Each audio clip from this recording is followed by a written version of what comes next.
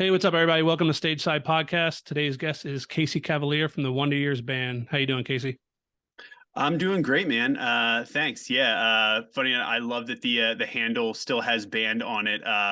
It's just the Wonder Years, but yes, for all intents and purposes, we are a band, so that is Yeah. also accurate and sometimes a good clarification, depending on how sparse your Google was of the phrase. Yeah. Yeah. Did I say band when I introduced you? Dude, honestly, it's just you're probably not the first one. You're probably not the last. It just comes. I say it out loud every time I type it in on some sort of post or email. So, Okay. it's my fucking band. So, yeah, no, totally. And it's up there on the board behind you. So that's also probably why I caught it. Otherwise, I wouldn't have. But yeah, Yeah, I've uh, been reading that nonstop. My wife makes the board for us, and she was like trying to space it out, and she was like, "This is the longest name we've had yet." And I was like, "Well, run it to the edge." So I just it's keep tough. been Yeah, seeing we're band gonna all day. we're gonna need another board. It's a good thing you didn't list everybody's name because there's way too many of us, and then you really would have needed another board. Yeah, and you guys got some long handles and names. So Yeah. Not a couple of them are short. A couple of them are. They could be worse though. We were talking about names before we got on the podcast here, and I've seen some hairier ones with a couple extra vowels, consonants that can throw people for a loop. yeah, Much for sure. like the E on the end of my name that is silent, which we talked about. Yep. But yeah, man, yeah, good to be here. Happy to have a little chat about the Wonder Years. Yeah, for sure. And like I said, kind of jump right into, the hum. We got the album that just released not too long ago, and you're fresh off the tour. I think what, 2, 3 weeks ago it ended. Yeah. I mean, it feels like just yesterday, and also in some ways, it feels like ages ago. Time is a relative thing and a very weird thing at that. But yeah, the newest album, "The Hum Goes On Forever," we're very proud of it. I'm looking at it and right there over your left shoulder, and I still to this day love the cover. Also, funny story, that photo, which is really cool and incredible. And for anybody that hasn't seen the cover, you can just Google it or take a look. But it's a kind of a mirror image, and funny enough, I had it behind me on a shelf here for a while, and it's the classic.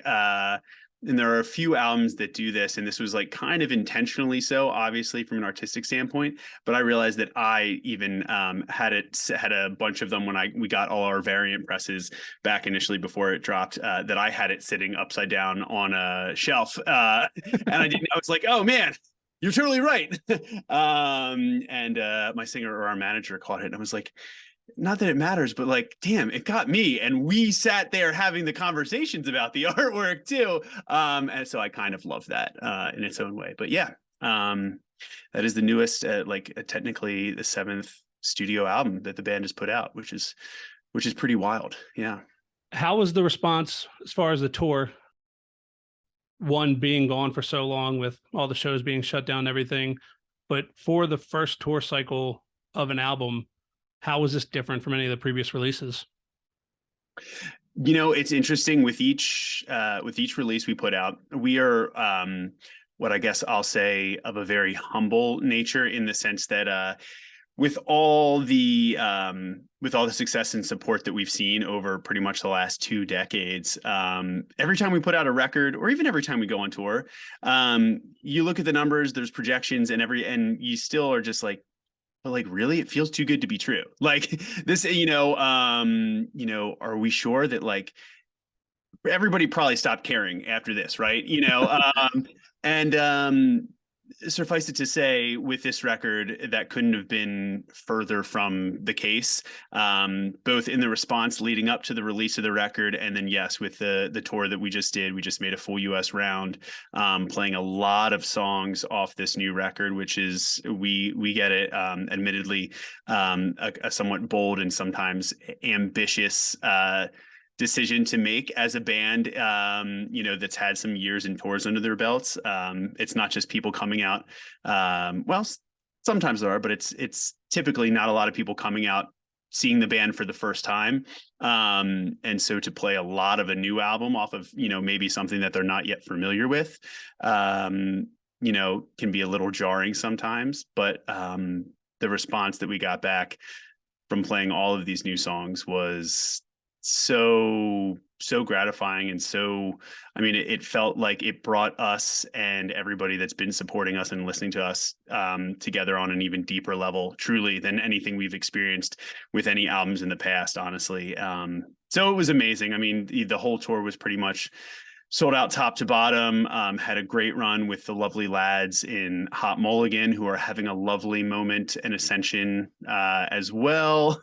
I love those dudes, and Carly Cosgrove also on the tour doing some really cool things. Another Philly band. So you know, the lineup itself was also just quite somewhat perfect in its own way too.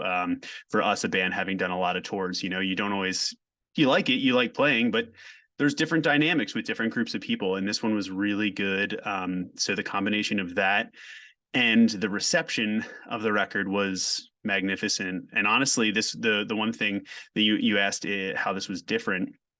We wanted to be somewhat strategic in how we chose to begin touring with this record, right? And so for that reason, we didn't want to come right out of the gate. We released the record back in September, and we didn't want to immediately go on a full US tour because we are decidedly a band that appreciates the power and weight that you get out of an entire album, and realize that it takes time to digest that and formulate your own personal relationship with every album, right? And that takes time. That takes some listens, that takes some perspective. Maybe that takes a little bit of extra life kind of coming in and intermingling with the things that you hear on the record, and how they do or don't resonate with you from one way to another. And in years past with albums, you know, a lot of bands will kind of rush to create this huge one explosive moment. You know, the album comes out, and then 2 weeks later or right then they're on tour, and then they kind of finish that 1 to 2 month period, and they realize, oh, like that was cool, but we played these 3 songs and I feel like people hated them, you know. Nobody was really singing them at all. And then after a while you realize, oh no, the next time when we go back, like on the secondary cycle, or hit those markets again a year into the record coming out, it's like, oh, we did try and play this again. People actually love it. And we were playing a song, actually a song called Ernest Hemingway, and Dan mentioned most nights that actually that was kind of an interesting song where we really loved it and thought it was a really cool song on that record, and we just realized we played it too early, you know, that people just weren't familiar with it when we played it right out of the gate, right when that record came out. And we didn't want to make that same mistake, because we felt like these songs had a lot to offer, and, you know, were really important to us, and we wanted people to be able to take time and formulate those relationships and find those moments and entry points into the record all the way through.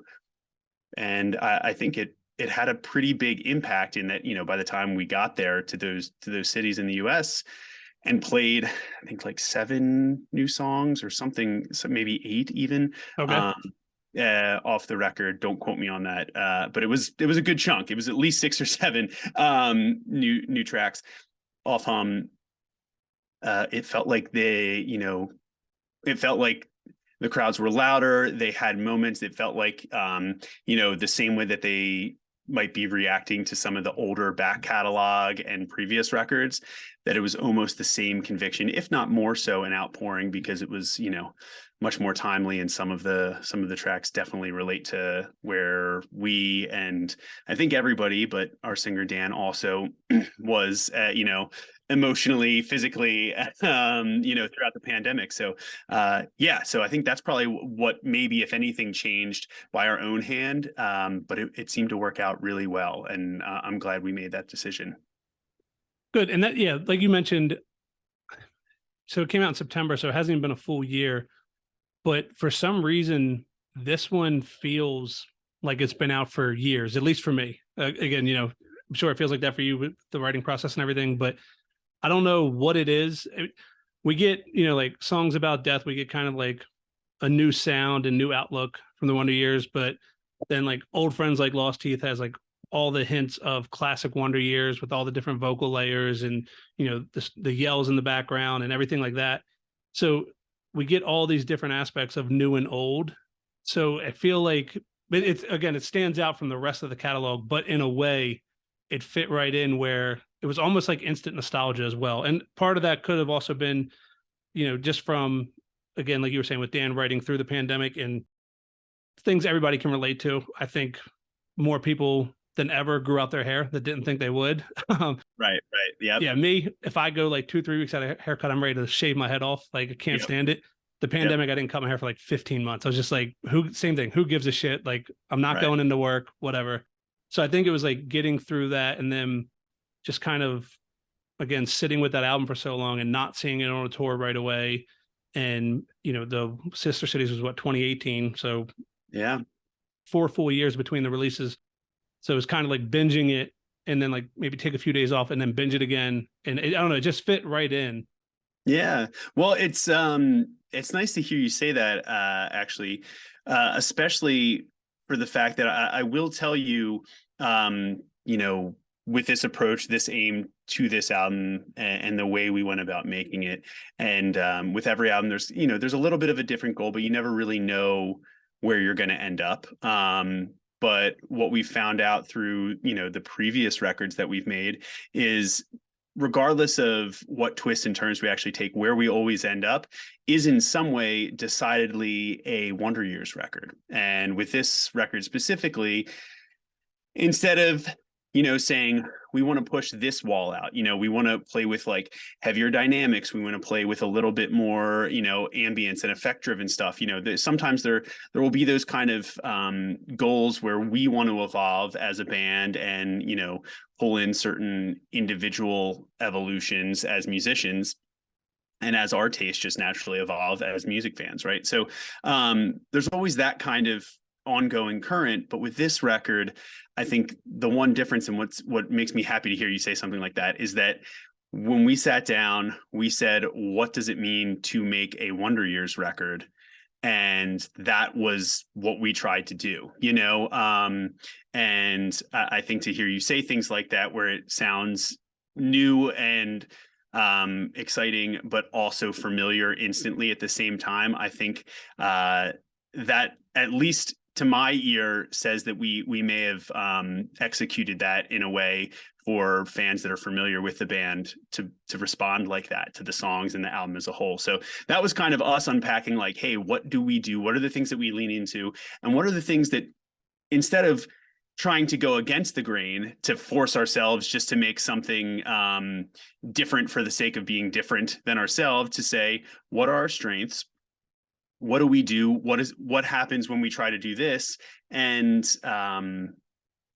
kind of to go do that and to go show that in song form of what, this record hum would not be possible without the other 6 before it. You can see, referential material in the last 5, 6 albums where those things finally feel like, for us anyway, they came to fruition. The things that we were exploring across these last 5 albums really showed themselves in a fully realized place on these songs.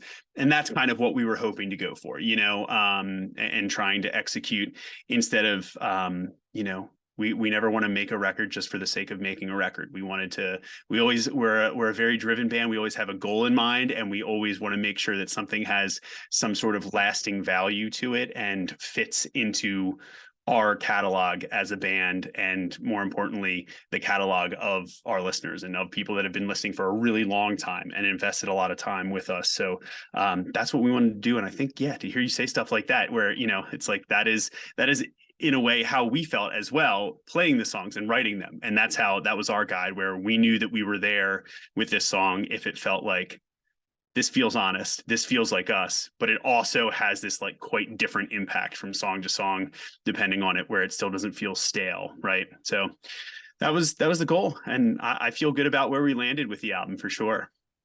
Yeah, definitely achieved. And from all the online reception I've seen, I think people feel the same way I do, as far as it, being that, like you said, new, fresh, but slides right in there and doesn't feel forced.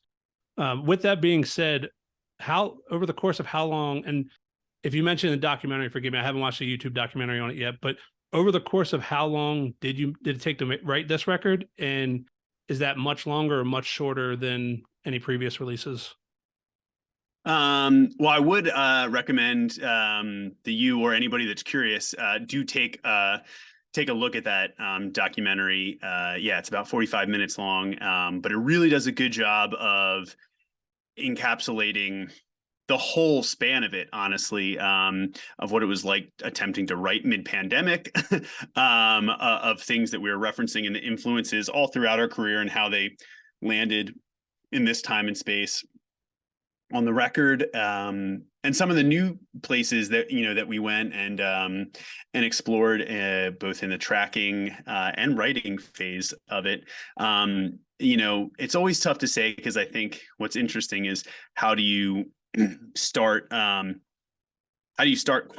the time put in on a record, because technically it's every single bit of, like I said, our band's lineage, our history. There's referential material on this album that dates back to our second, third album, right? And even more. So anybody that's listening, it's just like, well, we kind of started writing this, as it turns out, 10 years ago, 15 years ago, right? And we just didn't really start putting the pen to paper on it specifically under this name until maybe 2019, 2020. But every album, like I said, has its arc, has its compositional arc, and this one was no different. It just presented, as you can imagine, as we talk a lot in the documentary, honestly, so I won't extrapolate too much here, because that's way easier, and I think it would do an even better job of clarifying and visualizing what we went through with that. But it felt a little bit more arduous, but not because the songs weren't coming, just because we were trying to be safe about writing. And then we were trying, renting out an Airbnb for a whole week in the middle of nowhere, in a snowstorm, just so we could all kind of almost like NBA bubble style quarantine to get a week worth of writing in person in, because we were really struggling with some of the alternatives. So it felt like it was long, but it was across, about a year, and I won't spoil it, but the end of the documentary goes into some of how we ended up. This is the first record that we've ever done this with, but splitting it across multiple studios and multiple producers, both of whom we've worked with over the years quite a bit, but had never come together on the same record. And that was forged out of, our kind of questioning of how we can release something, maybe in a smaller sort, and then ultimately saying, no, we really like these songs. We don't want it to get lost as like a special projects EP, that doesn't get its due. But yeah, so it took a while, I'd say probably like 2 years overall, but the writing is always an ongoing thing, and we're still pretty much till the very end tweaking and tinkering, and with this one, it was no different, but we did feel really good about where, 2/3 of those songs, if not more, were, and pre-pro that we did on the majority of them was with Steve Evans, who has produced, this was the 4th record Steve has done with us.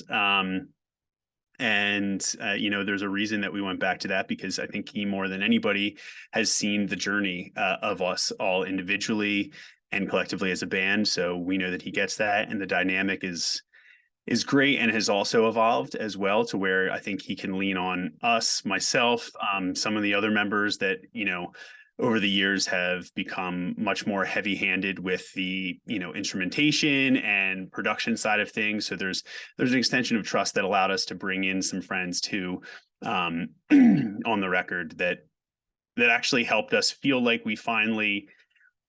You're always going to be going until the 11th hour in the studio. It doesn't matter how much time you have. You always somehow seem to fill it and seem like you wish you had just like a day or two more.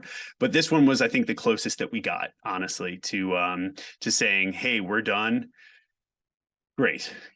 Short of a few harmonies, from some blown voices that we had to ultimately overdub, there wasn't anything where we felt like we left it completely untapped, or any idea, and we felt like it came together, and we executed in a way that, after 4 plus records with Steve, we were like, we found a formula. We found a system that really worked effectively. So So that was, maybe a little bit of the difference. We also did track part of the drums as part of like an exciting thing for us and any like gear nerds or maybe Foo Fighters fans. At a studio that's owned by the band out there in LA, has a beautiful open live room, a very historic Neve recording console that you can see in the Sound City documentary with Dave, and he actually purchased it from Sound City and brings it to that studio. So it's some pretty exciting kind of like cool rock lineage that is baked into the drum tracks for this record.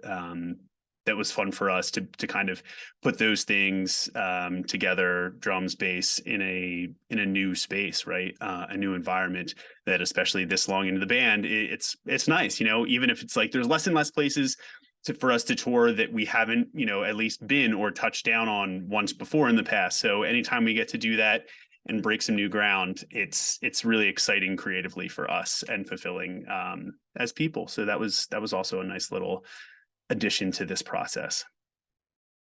How are you guys going into that studio? Because I know you're a producer, and it seems like pretty much everyone in the band is multi-instrument and has their own side projects and productions going on. Were you guys kind of nerding out going into that Foo Fighters studio and being able to see that and play in there? Oh yeah, it's a friggin' candy store, truthfully. It's like a kid at Toys R Us. And but it's also really inspiring, you know what I mean? Because like every piece of gear has a history, and just the general the general vibe when you walk into a space like that. There's old archive tapes, there's a bunch of stuff, but I think you feel like there's like a moment that you really want to make sure you try to rise to, and we've been making records for a long time. I've been in a lot of really nice studios, and been lucky enough to experience some really cool places like that have their own historic tales and origins to them. But yeah, walking in there, I mean, you look on the console and there's an old school photo literally of the drum setup that Dave tracked Nevermind on through that console. You know what I mean? So it's like a picture of that. And it's the shittiest looking thing too, by the way. It's like if anybody records, it's like some 58s and like they cut out an old bass drum case to tunnel the bass drum. It looks really janky. But if you're an engineer or have made some records that you look at it and you're like, yeah, it did it. It sounded great. And it's because Dave was the drummer that was playing it. So any kit would have been its own thing and great because you have a player and a moment and songs that were real as hell. But so you see that and that sits there and the console's been signed by all these like heavy hitters and you're like, all right, I'm putting sound through this. It better be good. I better, I want to bring it right. And at least try to put some sort of, positive professional energy into this room while we're here. But so yeah, it was a really great experience. We had a really good time, and I think it was really special for us to also then be there with Steve, who's become a lifelong friend of the band as well. Cool. That's exciting. And yeah, I get what you're saying as far as like you're definitely confident, like, all right, we've put these releases out, we know what we're doing. But when you get in that kind of foreign territory, and then it's kind of more real when you see the equipment or you see the signatures and you're like, oh shit, like this is now, like you said, I want to capture this moment. I want to put something through it. Like I want to leave my mark on this as well. Yeah. And like I said, too, it's like, we are always very humble. We never came from, like feeling like we were owed anything or, and even so, I think that's very readily apparent in our band and what we put out into the world. And if anybody's ever seen us live, I hope that honesty and gratitude does come across. But in that moment, it was like, yes, we feel like, we've done a lot and worked hard to earn cool experiences like this.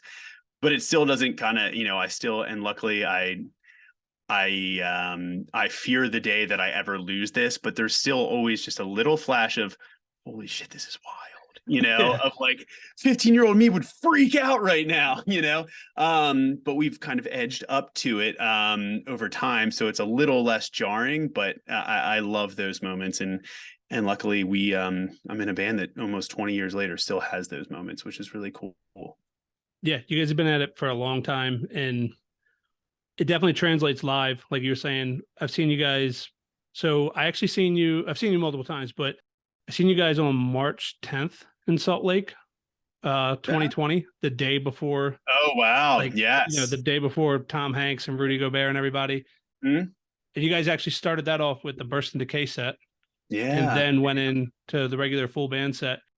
And that's a whole other series in itself where, Dan talked about on stage. It was, I'm sure he said it online too, but it was songs you guys feel like, you know, either didn't get the love that they deserved or just needed some tweaking to be seen in a different light. So it was cool to take those and not, because it seems like you guys didn't just do, all right, here's an acoustic version of this, like, and just bland. It seems like you guys did try to punch those up in certain areas and present it as an entire new song, even though it's a song that we know lyrically and everything like that. And again, Yeah. I've seen you guys do like the live VIP like floor set. I was in Detroit. You guys did one. Or it's just kind of you guys sitting on chairs at the Fillmore Yeah. and playing, did the Death Cab cover and all. Yeah. Yeah.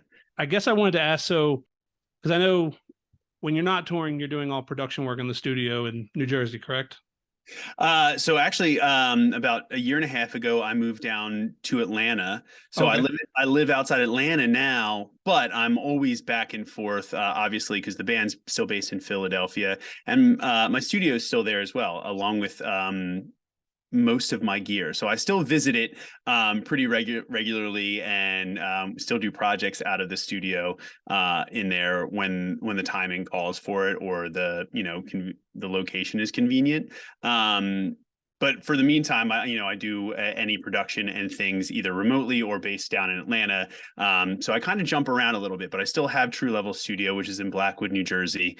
And and it's a great space that was kind of forged out of just wanting a spot to do my own thing and work with some other bands, do some songwriting, some mixing, which I've been doing on the side. But yes, so to answer your question, that is there, but I do forget what your exact question was, if that was not it. No, so what I was going to lead to, and this might be like a jumbled question, but I guess, is it hard to turn off the producer brain from working with other people to when you're writing and recording for the Wonder Years? And then I guess maybe to segue that as well with Burst and Decay, like, again, I don't want to go too far down the rabbit hole, but how hard was it to basically rewrite and replay that without trying to stay too true to the original, like, full electric version?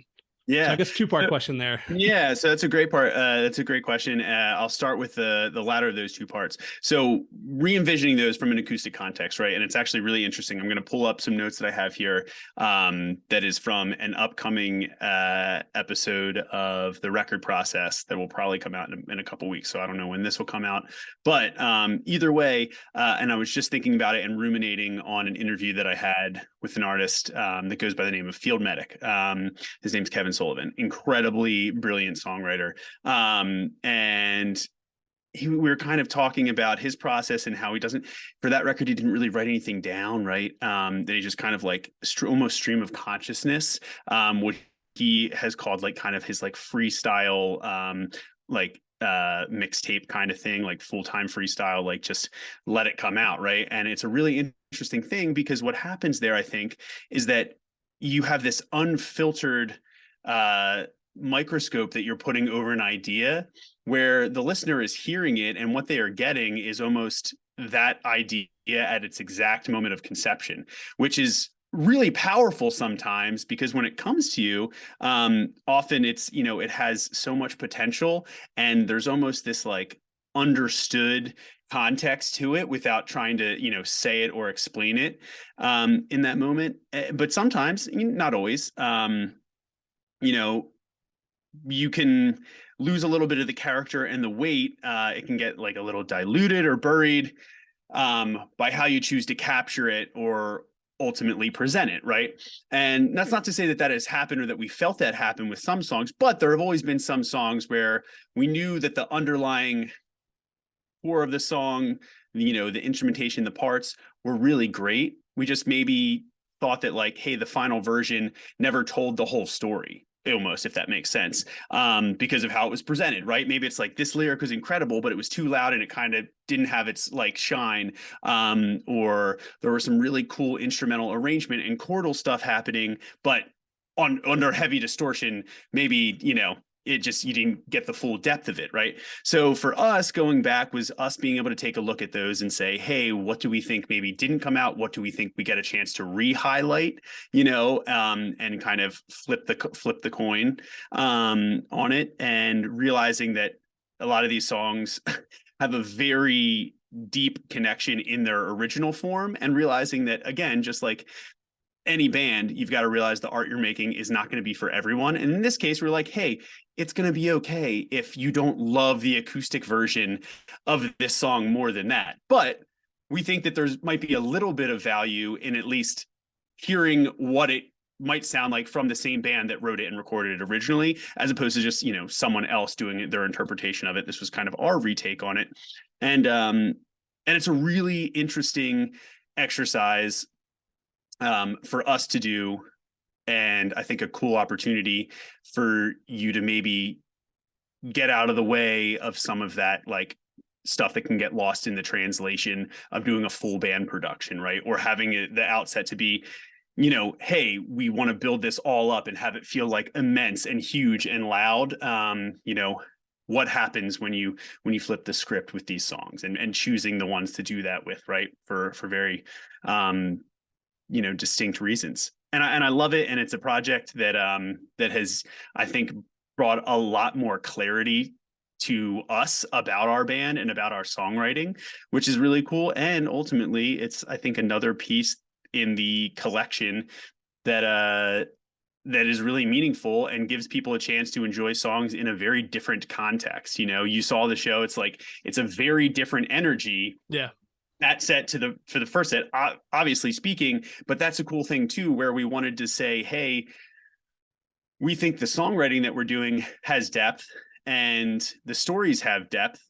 So let's put the story on highlight here, and then we can put the the high energy stuff and mirror it with it later. But let's pull those pieces out. So it's really neat, but it is, as you might imagine, in making those records and any records, we are a band of 6 people, and we are a band of 6 people that have a lot of different tastes, right? Yeah. And a band of 6 people that are not just at any given point taking in things that are directly influential to Wonder Years alone, right?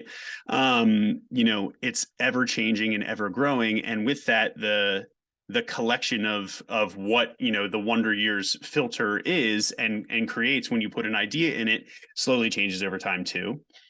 But in terms of, it's less a compartmentalization and more what I've noticed personally from my role with the band and how I view the way we write and our process and all of the things that kind of step by step get us to putting a record like Hum together, is that I don't have to be as worried as I used to be about the outcome. And I can just sit back and say, let me fully understand and explore the process of how this is going. Some things seem very familiar, and sometimes that's frustrating. Some things seem very unfamiliar about the process, and sometimes that's scary, right? But I always have to know that if I lean on the collection of 6 people, the same 6 people, with all of their different tastes and, with varying degrees of passion about those tastes, that they are going to mix to make a Wonder Years record, and that I should worry less about, will this be a good record? Will this be a bad record? And again, like I mentioned with Hum, if it's a Wonder Years record, I'm confident that Wonder Years fans will appreciate it. Does that mean it'll be their favorite? Sometimes favorite versus best are very subjective things, depending on how somebody else. So, what I realize is it ultimately is not even up to me. If we make a record that we think is good, there's somebody out there that might listen to it on the wrong day and say, this is terrible. This is the worst Wonder Years record because of the time and place and context, right? Maybe somebody got broken up while listening to it. A lot of other things traumatic happen in lives, and people never want to listen to anything ever again that reminds them of that moment. That's not for us to judge, but at the very least, I know that what we're putting out is going to be a Wonder Years record. So I've learned to hold on to it a little less tightly. And that sometimes means stepping back from some of my more rigid, opinionated views, both independently and then trusting somebody else to say, hey, if I really think it should be this way, but 5 other people are like, I don't know, I'm not convinced.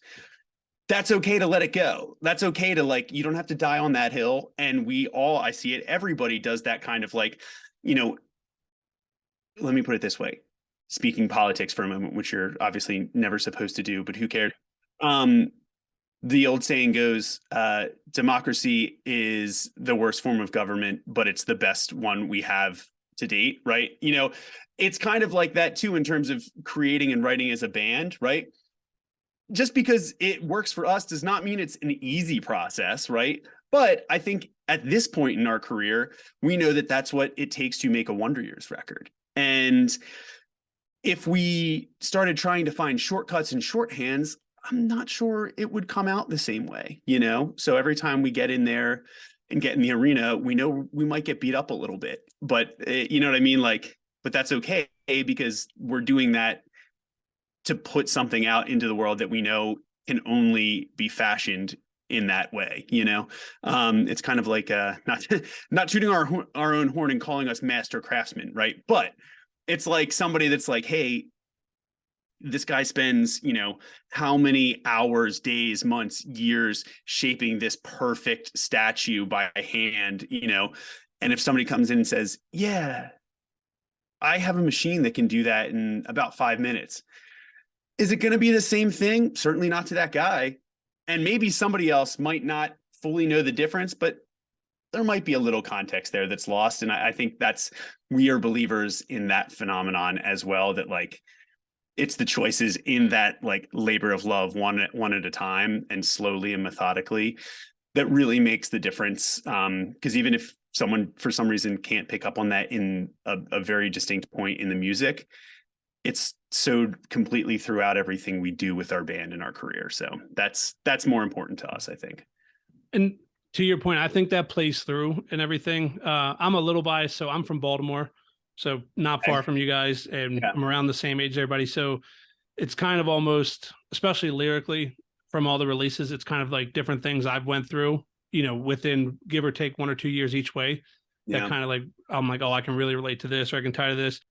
But it feels like each Wonder Years song, especially those ones that I really relate to, like you were saying, it's not just machine output of like, hey, here's a standard song about death, about loss, about relationship.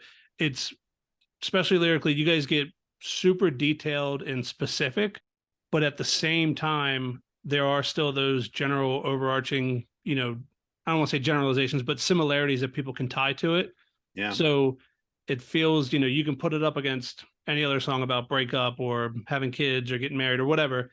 And then it just, I don't know, it has that extra something. Like you were saying, it's, there's a machine made one. It's like, yeah, this does the job.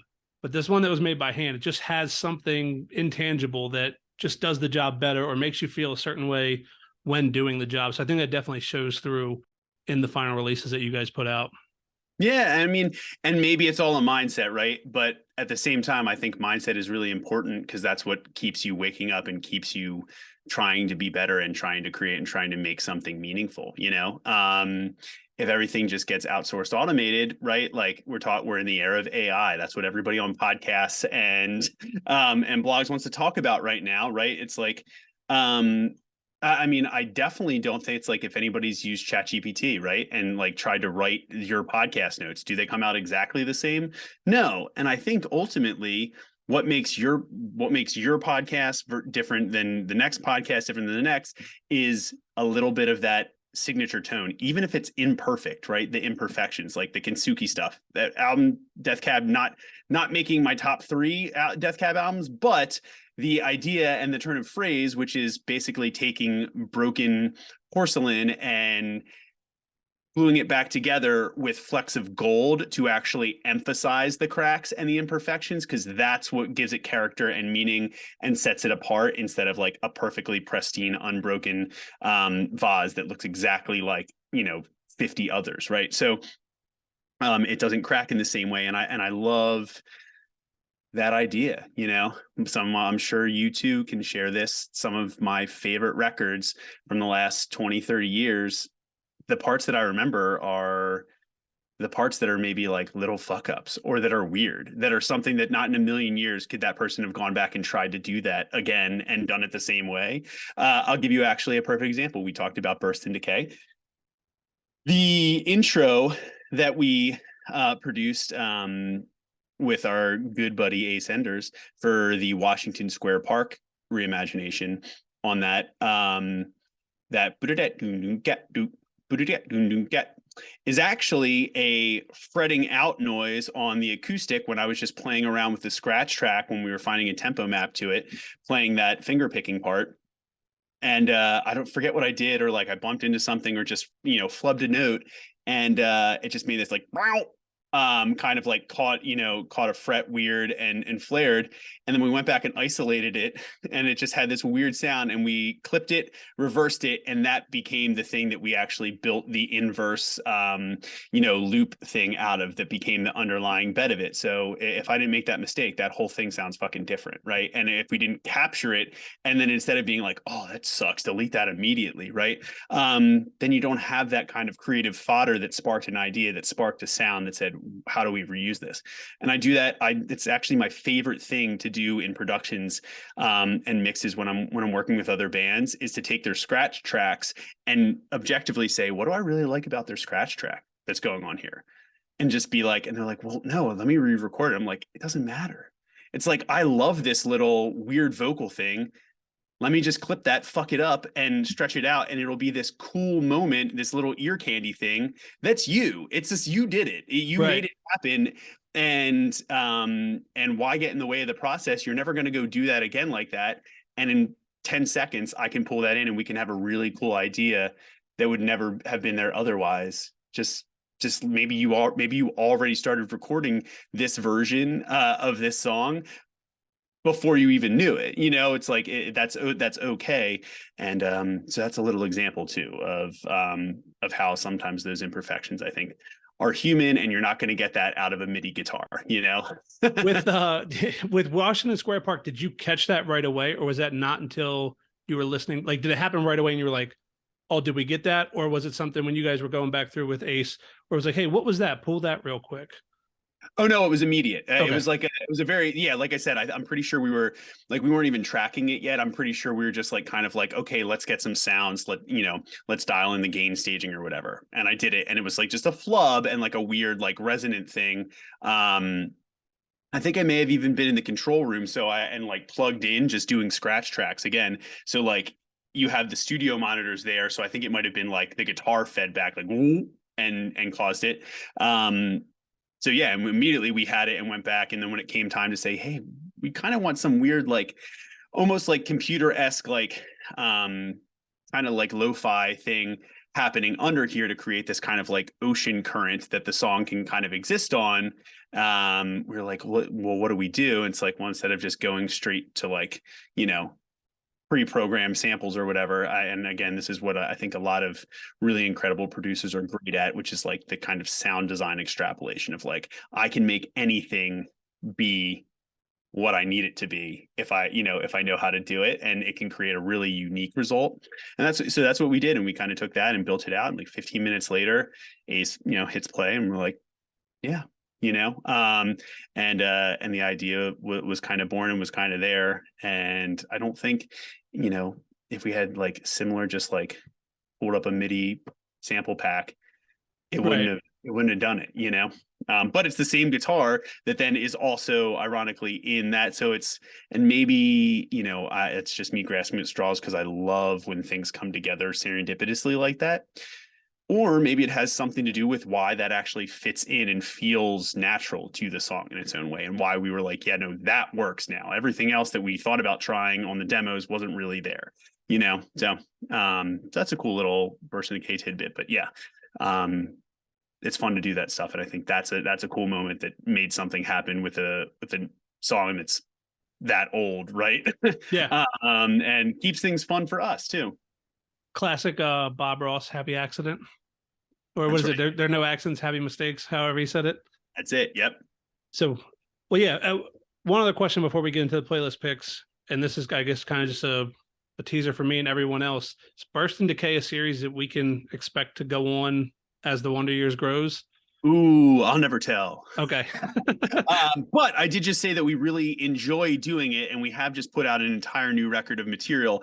And there are, as you probably are aware, some songs that we have yet to burst into KFI. So, you know, Yeah, the back just catalog's there. So just saying. But yeah, no, I mean, we really like doing it. So I'm sure even, like I said, every time we put out a record, even with this one, even just doing in stores, that's kind of where the idea came from, is we had to strip things down to be able to do like acoustic in-store versions, and like, well, how the fuck do we do that? This is like all right. just like wall of sound guitars, so we we're like, well, I guess we can kind of rearrange it like this. And then eventually we're like, hey, some of these in-store versions sound kind of cool. Like what if we just did a whole EP or album like that? So again, it was kind of an idea and an avenue that was born out of necessity. But it works, and I Yeah. hope it continues to work for, like I said, the life of the Wonder Years. I hope we get those trickled out over time. Thanks. Yeah, me too. So what we'll jump into now, we talked about earlier, playlist picks. So basically, we'll go through each studio release, and you just give me 2 to 3 of your favorite songs off of that. Okay, I'll do my best.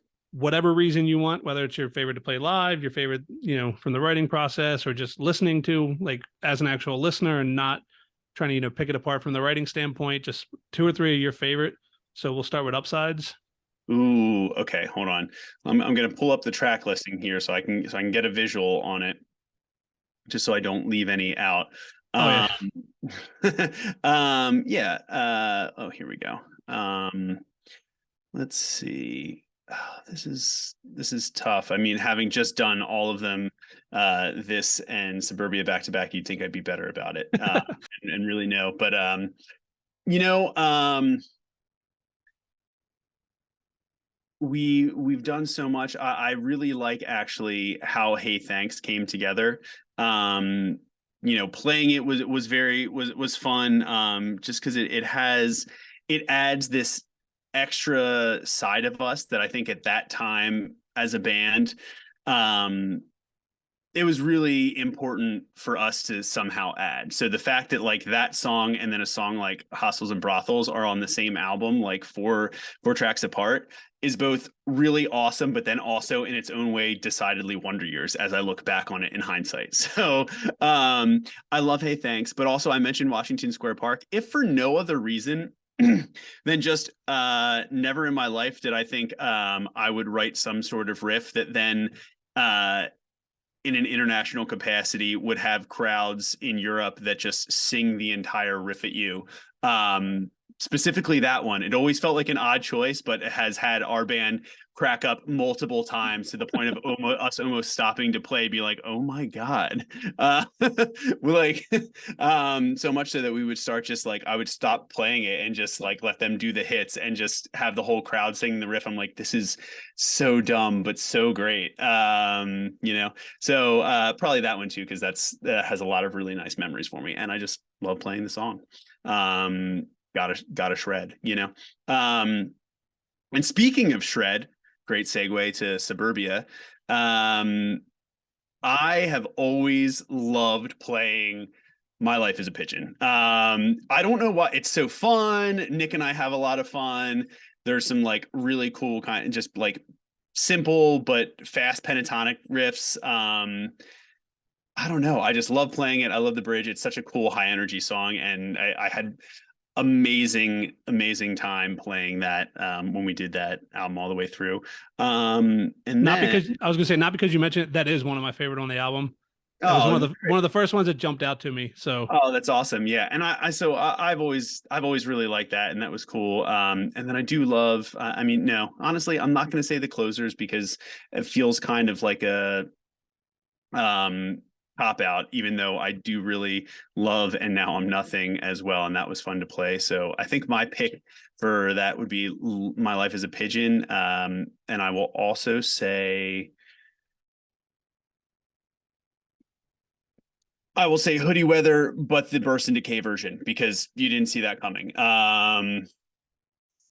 Because that's actually one that we always felt like we went in circles on, but felt like the Burst and Decay version let the true color of that song really shine in a nice way. So but I did always really like the song and the imagery that it paints, because it does make me remember those high school days. Okay, so It sounds like I'm piggybacking. I should have said it beforehand. When you guys released the Burst and Decay version, and like I heard like people they're like, "Oh, I want to reimagine." I was like, the original was perfect. Hoodie Weather, like that was, especially like when I was in the army, I was deployed. Like that was one song I had on the old classic iPod for whatever reason. Maybe you said like like you said like it's the high school vibes and just like that nostalgia of like so home and something like yeah. every like the characters that grew up around you and just everything. I don't know, something about that one always clicked. I know it wasn't like one of the big huge singles and live ones, but that's cool. I'm actually like really interested now that you picked the two of my favorite ones over there, so it makes me feel justified. I'm like, yeah, these are great Wonder Year songs. I love these ones. And and honestly, that has been one of my favorite things over the years about, thinking you can either anticipate what things people are going to really gravitate towards, and then finding the weirdest things would be like, I didn't think anybody liked that song. And someone's like, it's literally my favorite song the band has ever put out. And I'm like, well, and it's really like a very cool to each their own moment where even a song that felt like it never got its due, felt like it never, had the lifespan that we thought it might have, in like a butterfly effect world, like has the biggest impact to that one person. So if we had scrapped it, what a loss, Yeah. especially for that one person. So I've always really liked that. But so moving on to Greatest Gen, we're looking here. Um, um, I am going to say Funeral here, but with the caveat, and I think I've said this before on interviews, but I'm going to say I just want to sell out my Funeral because I feel like, and anybody that's listened to it is probably familiar with the fact that it encapsulates everything. So it is basically an album thesis statement in and of itself. And I love that. And I will also say They're There because that is one of the most dynamic songs that I think has always had a really cool place in people's own playlists and relationship with the band. And I just always really like playing it. It just always puts me in like a really cool calming space wherever it ends up in the set, especially because if we play, which we often do, play that and Screen Door back to back, I know what's coming and I'm then excited for what's coming. So I always like that kind of 1-2 punch. So maybe I'll say those two in that specific order because, there are a lot of those old Green Day records where the one song bleeds right into the other and a song ends and you're like, and you just know exactly what's coming next. And you almost feel like you were gypped if it doesn't. So I feel like that was one of those that we kind of wanted to have it do that, but also live has really really come into its own. And then on No Closer, I love the ending track here, especially because it was, a cool departure from, I remember making that decision, in terms of, well, where do we go? How, kind of like that, if anybody's watched Spinal Tap, that's like, well, this one goes one louder. Well, why don't you just make 10 one louder and then make 10 the loudest? But this one goes to 11, right? Like, Yeah. there was no 11 there, from Greatest Gen, but we kind of looked at the record itself and what it was really doing and what it was saying. And we just found it such an incredible opportunity to go in the other direction, especially because of the way that song came together and lyrically what it was really trying to do. So that one, but I have always said one of my favorite songs to play live is The Bluest Things on Earth. So that's the other track on there, because it just, again, really fun to play, kind of riffy, and it just, it's kind of an all over the place song, but it's also like a decidedly cool look into, like, deep look into the Wonder Years DNA, that song. And I know it's also polarizing. Some people are like, that's the worst song the band's ever written. And then I know plenty of like people in the press or who are really familiar with the band that will live and die by the fact that is their favorite song the band has ever written. So again, a very interesting, polarizing choice, but I've always really loved playing it. So Quick question about yeah. No Closer in Sister Cities. How do the Target bonus track versions come about? Is that something that the label coordinates, or is that something that you guys are approached by Target, because I remember on No Closer, one of my favorite on there is the with San Andreas. What's Yeah, slow dance in the San actual title? Andreas. Yeah. Yeah, yep, So like I remember having like the physical CD version of that. I would keep in my yeah, car. So like when I was yeah. playing off Apple Music or my iPod, I would just go to that for that song. But how does that come about? Because I know you did it with both of those. Yeah, yeah. I mean, there's a lot of different initiatives that the labels have, obviously, and that in that case, that was one that we really liked, and we were sad that it wasn't, that it just didn't feel like it quite fit the record completely. But we were like, well, we don't really know what to do with it, and then so that opportunity came up to kind of do a deluxe edition almost, so that it still got on there and could live in harmony with all of its friends from that time and songs from that time period. But we felt like it wasn't really didn't otherwise fit thematically necessarily with the whole thing, and they will do that, and that's kind of like a sales tactic, but also a thing where it's like, hey, as long as, our guiding light has always been, as long as it's something that's cool for people that are trying to support, then we're all for doing it. And it's like, if this is a lane where we can do an exclusive thing and get it on there in there with it, then okay, then we're all right with doing that. But yeah, I'm glad you love that. We really do too. And I remember writing that and have very fond memories of it. So I'm glad it did see the light of day, even as not like a member of the original cast, so to Yeah, speak. still came out on a cool physical piece of music too.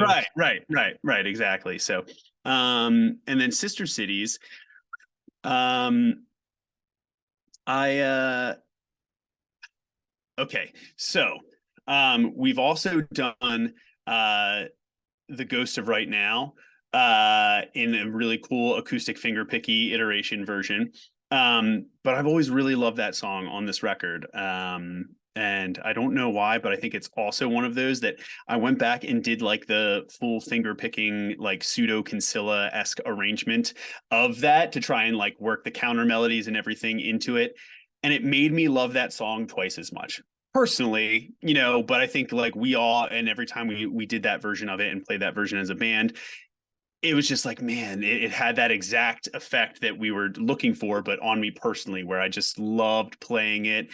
It let me stretch a little bit, and play something that was maybe a little bit more intricate than that part and those parts on electric. But for that reason, I'm a little biased to The Ghost of Right Now on Sister Cities. And man, every time we play Flowers, it's great. Where we went with the arc, and I think it's such a testament to patient storytelling in the dynamics of it. And I really love how it came out. And it was something that's a little different, but has its own kind of unique Wonder Years hue to it. So those are my two for that. And then finally, we come to the hum at hand. This is maybe the hardest one. Honestly, here's the thing. And before I say reason and explain to you why, why it's definitely reason. I will first say that Summer Clothes is a song that we did that at Studio 4 in Philadelphia with our bud Will Yip, who a lot of people might be familiar with. He's done a lot of other really cool records in the genre and the scene at large. But that record, putting Summer Clothes together and also putting the extended version together, because we were of that nature. It was such a cool experience where we had to sit on the extended version even though we knew it was coming. And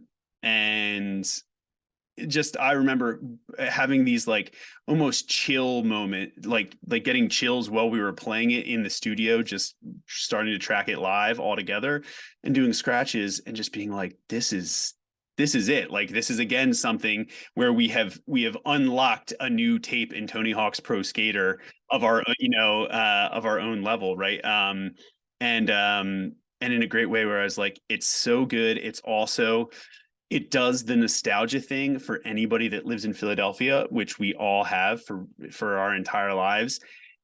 It every time we played it, I would close my eyes and while we're tracking, and I would be able to picture everything about it, be able to feel it, and I could straight up smell the fucking Jersey Shore, good and bad, right? Because I grew up as a kid going down there too, and I know that drive, I know what it feels like, and Dan did a great job as he always does lyrically, but I think choosing to do that on acoustic and choosing to bring that context and foundation to it, and then where we went with the extended outro as like a whole evolution really brought it full circle as well. So I've loved playing it. We played that one earlier in the album cycle too.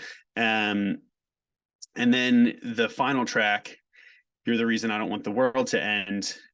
I don't have children. Dan now has 2 of them, and I just saw them the other day, and they're amazing. But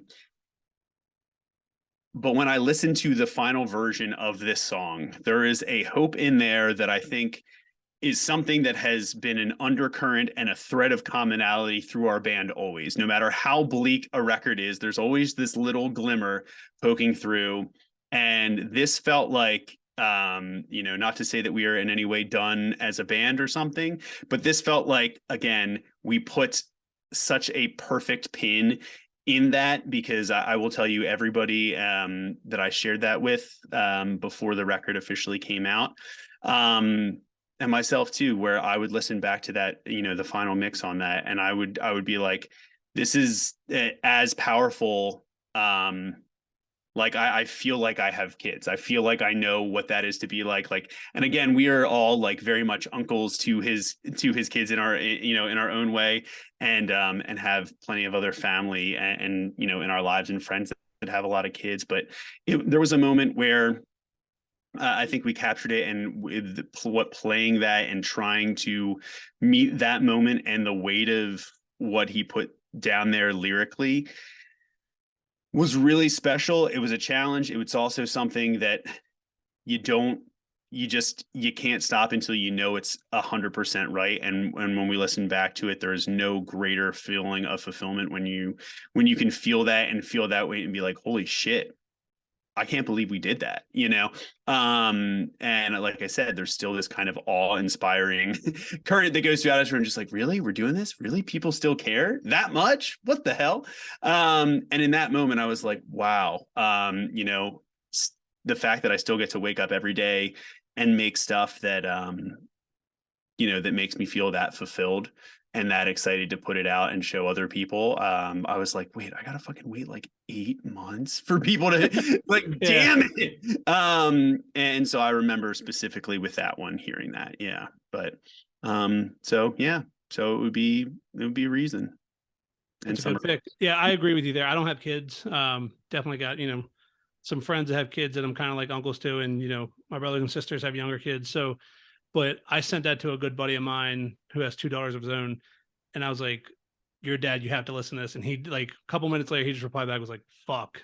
And I was like, yeah, I was like, that's how I was like, I don't even have kids. And that's how I felt when I heard this. And I think just the way it builds sonically, and it's like you said, it's such a good pin to the end of the album with the way the album starts out and kind of, it takes you through all these feelings. And then, like you said, the world's on fire, everything sucks, we're doomed. And then it's like, well, there's the glimmer of hope. So yeah, I think it builds well there. But yeah, so there we have it. There's your playlist picks. It's been a great episode. If you got time, you'll jump over and do a quick bonus video. We'll talk about Loneliest Place on Earth Fest. Sure. Yeah. Okay. Yeah. Well, perfect. So thanks everybody for tuning in. Be link in description and should pop up somewhere around here. There'll be a link to the other video. So we're going to jump over and do a bonus video there. So thanks for watching.